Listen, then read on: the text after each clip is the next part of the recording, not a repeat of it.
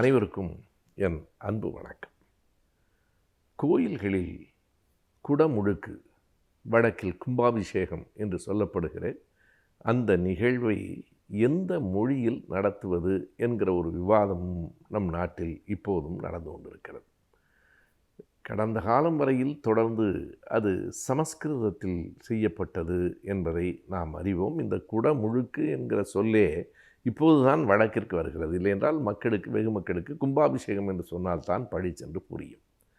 தமிழ்நாட்டில் இருக்கிற தமிழர்களால் கட்டப்பட்ட ஒரு கோயிலில் அதனுடைய குடமுழுக்கு, அதாவது அதனை புதுப்பிக்கிற அந்த நிகழ்வு, அதற்கான அந்த போற்றிகள் தமிழில் இருப்பது தானே முறையானது என்பதை எல்லோரும் ஒப்புக்கொள்வார்கள். ஆனால் நடைமுறையில் அப்படி இல்லை.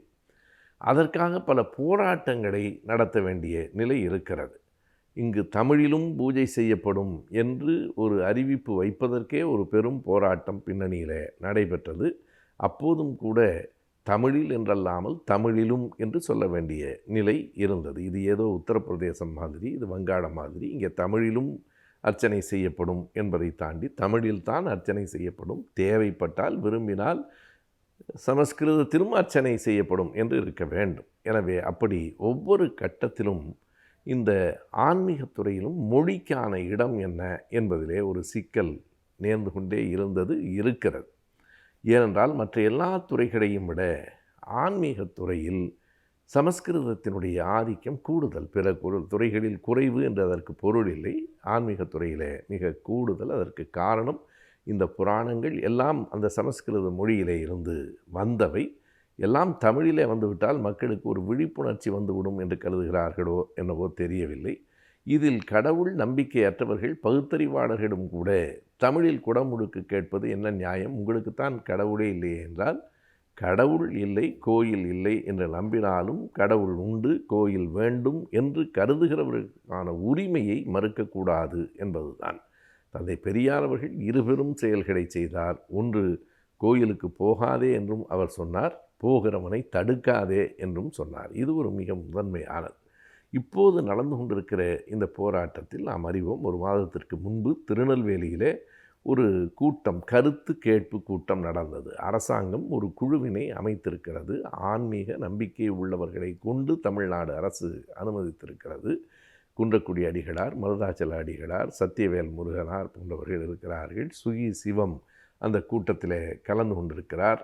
அந்த கூட்டத்திலே சுகி சிவம் பேசுகிற போது, நீ பேசக்கூடாது, உட்கார் என்று ஒரு குரல் எழுப்புகிறார்கள். யார் அவர்கள்?